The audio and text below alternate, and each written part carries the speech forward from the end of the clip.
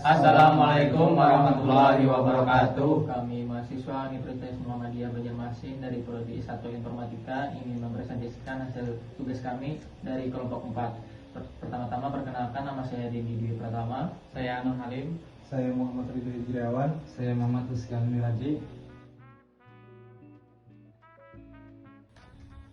Pertama-tama saya akan menjelaskan materi yang pertama, yaitu pengertian Wi-Fi. Wi-Fi adalah teknologi jaringan dan kabel yang menggunakan gelombang radio untuk menyediakan akses internet tanpa kabel dengan kecepatan tinggi. Adapun gelombang radio yang digunakan yakni dengan rentang 2,4 GHz hingga 5 GHz. Istilah Wi-Fi sendiri digunakan untuk menyebutkan LAN, Local Area Network, jenis wireless, nirkabel berdasarkan standar protokol jaringan. Perangkat untuk membangun jaringan Wi-Fi selain router, terdapat beberapa perangkat keras lainnya yang dibutuhkan untuk membangun jaringan Wi-Fi, diantaranya 1. Wireless Network Adapter, 2. Wireless Router atau Wireless Access Point, 3. Antena wireless, 4. Wireless Repeater. Selanjutnya saya akan menjelaskan manfaat Wi-Fi. Fungsi dasar Wi-Fi adalah untuk mengubah koneksi kabel Anda menjadi nirkabel. Ini mengubah sinyal listrik menjadi sinyal radio pada pita 2,4 GHz.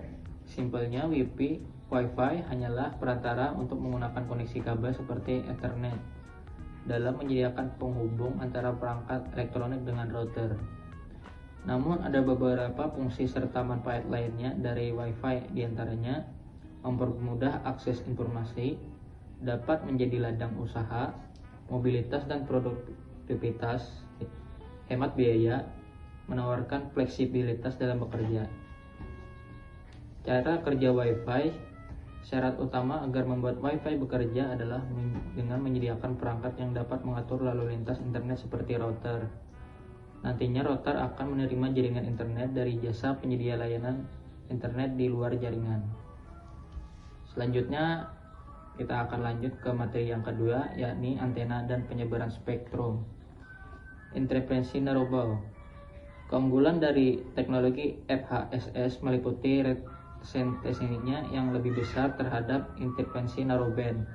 Sistem DSSS mungkin lebih dipengaruhi oleh interferensi narrowband jika dibandingkan sistem FHSS dengan sistem tersebut menggunakan pita-pita yang berdekatan dengan lebar 22 MHz bukannya 79 MHz seperti yang digunakan pada sistem FHSS. Adanya band-band yang berdekatan di atas disebabkan karena penyebaran sinyal pada sistem DSSS mempunyai sifat menyebar ke samping. Lain halnya dengan sistem FHSS yang menyebar sinyal ke atas, sehingga walaupun dengan adanya interferensi di lingkungan sekitar tidak akan terlalu berpengaruh pada kecepatan atau kestabilan transmisi data. Power consumption. Konsumsi daya merupakan pertimbangan kunci untuk perancangan jaringan.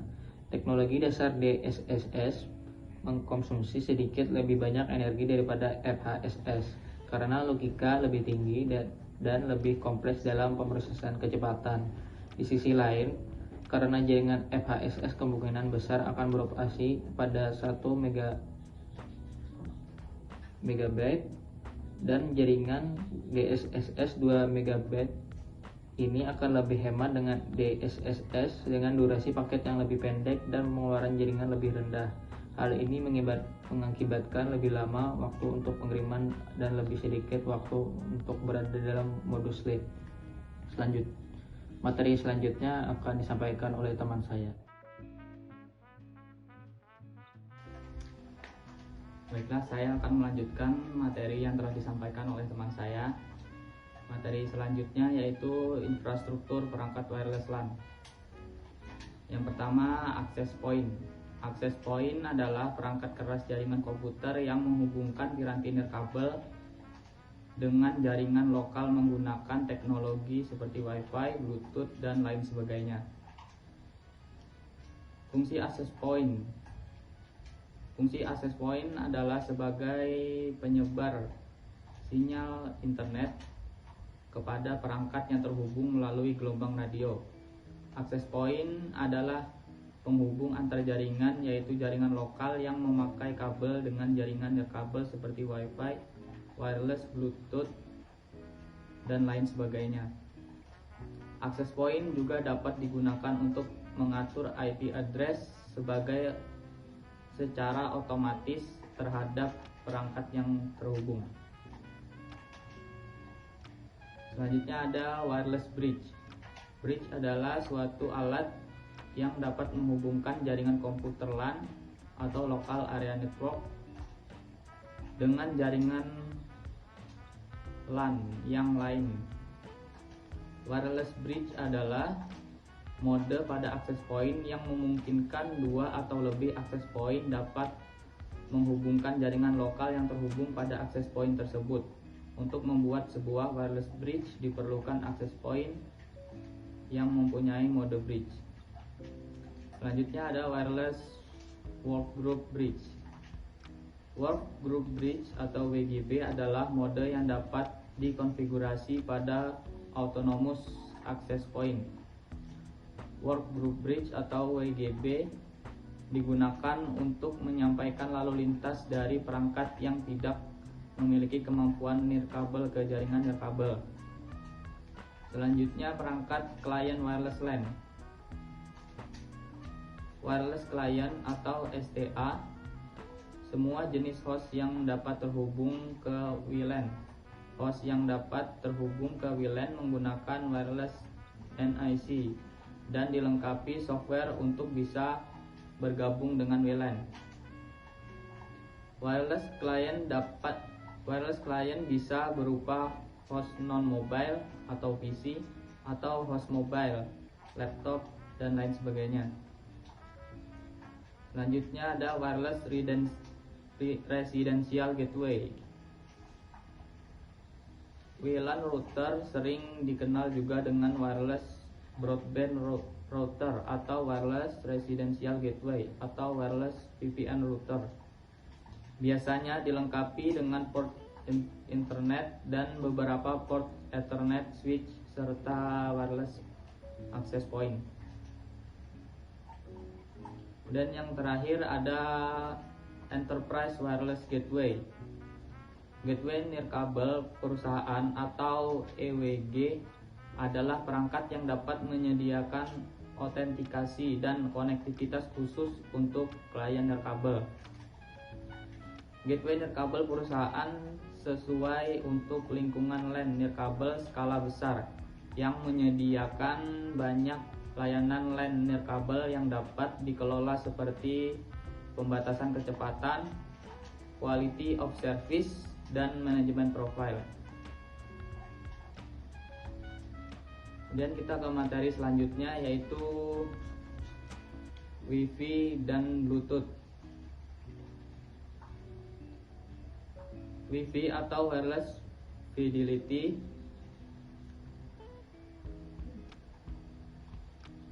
terdapat dua mode Wi-Fi, yaitu ad hoc dan infrastruktur. Saat ini terdapat tiga variasi dari 802.11 yang sering digunakan, yaitu 802.11a, 802.11b, dan 802.11g. Dan selanjutnya wireless personal area network atau WPAN. Karakteristiknya yaitu low power consumption, range 0 sampai 100 meter, speed 19,2 sampai 100 kbps, small size, support for a minimum of 16 device.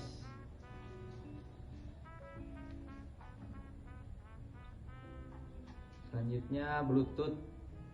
Bluetooth adalah teknologi komunikasi wireless yang beroperasi dalam pita frekuensi 2,4 GHz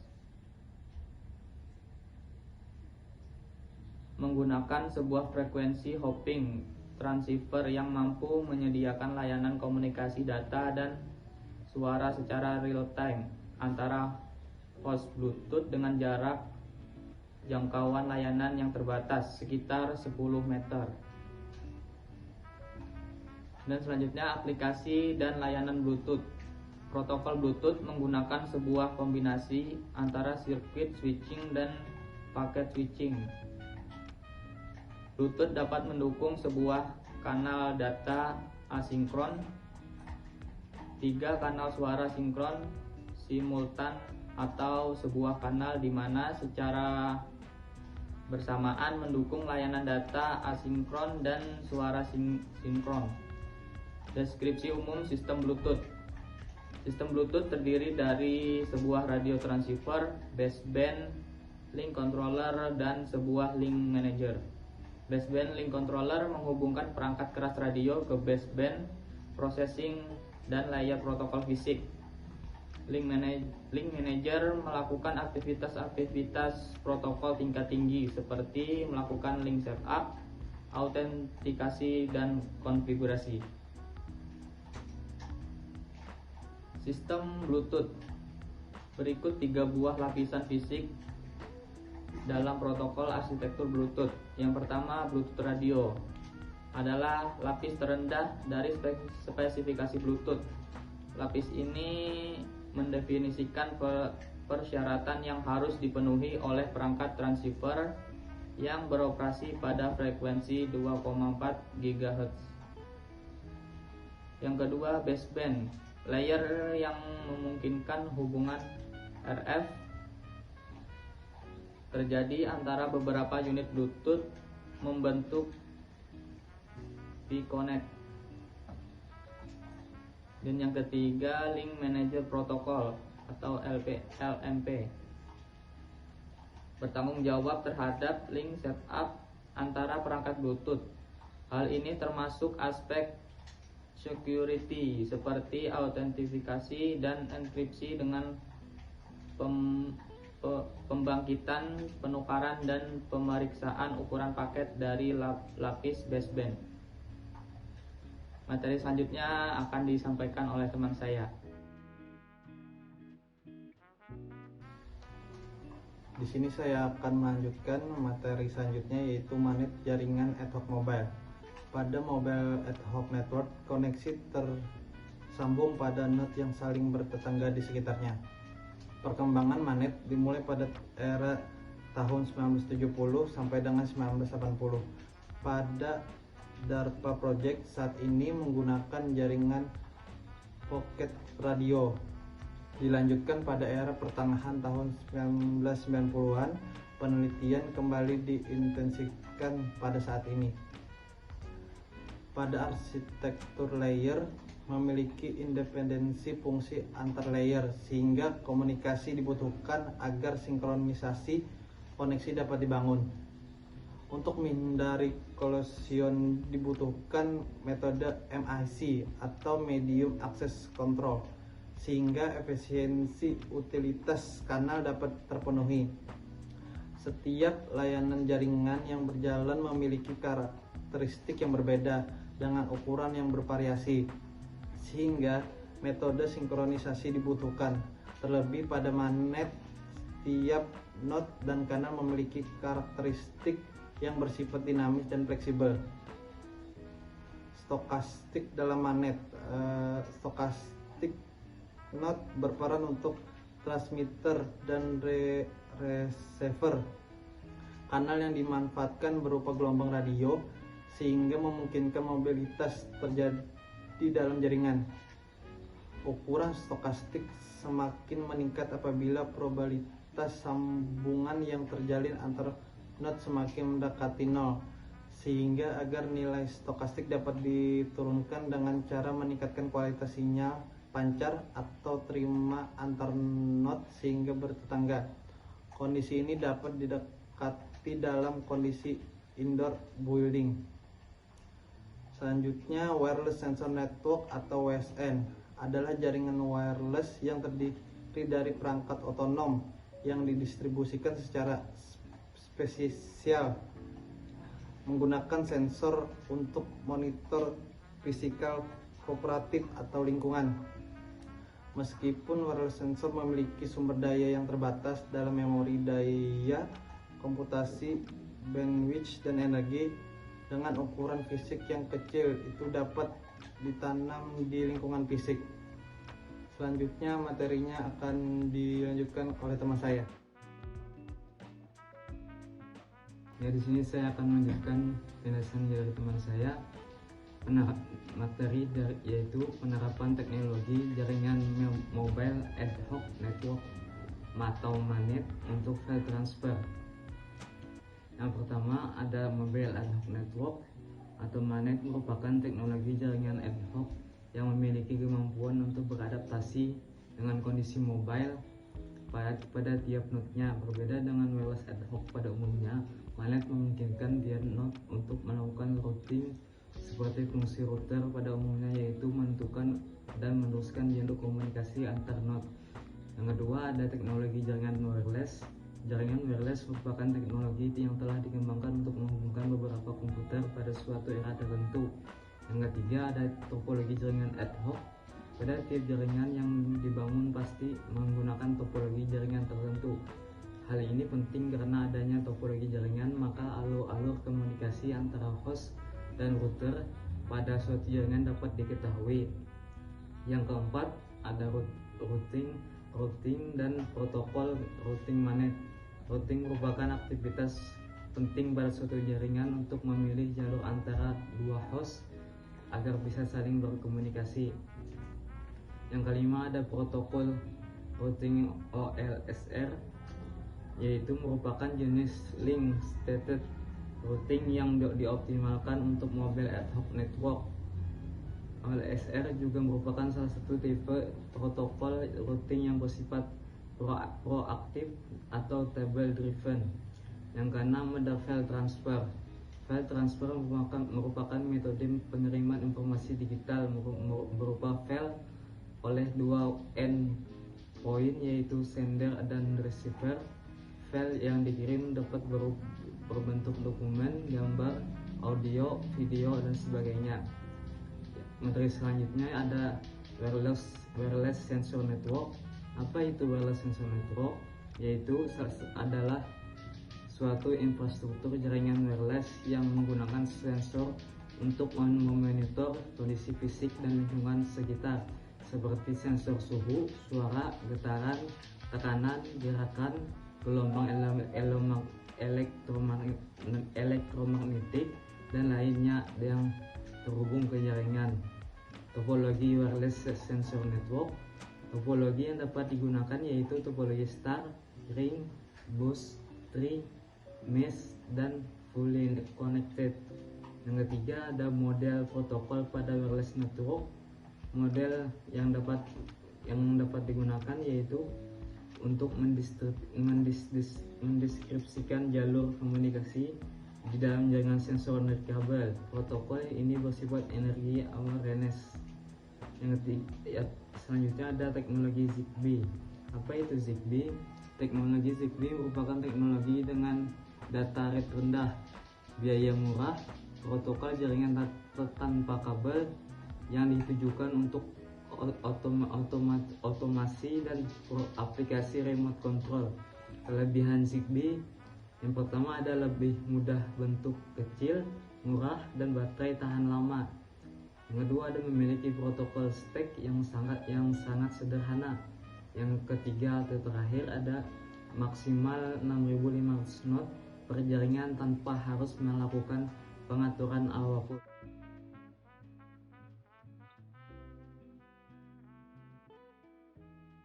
Sekian presentasi dari kami berempat. Bila ada kesalahan dalam penyampaian mohon dimaafkan. Sekian, terima kasih. Assalamualaikum warahmatullahi wabarakatuh.